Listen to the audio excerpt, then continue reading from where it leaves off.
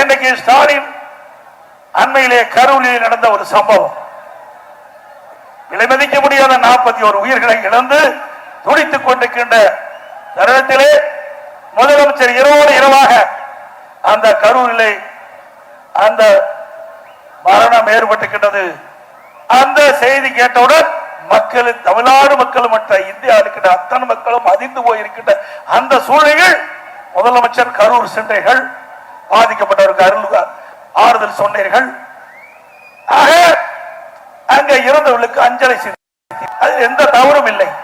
ஆனால் உங்களுடைய ஆட்சியிலே, உங்களுடைய திராவிட முன்னேற்ற கழக ஆட்சியிலே கள்ளக்குறிச்சியிலே கள்ள சாராயம் பருகி 68 பேர் உயிர்ந்தார்கள்.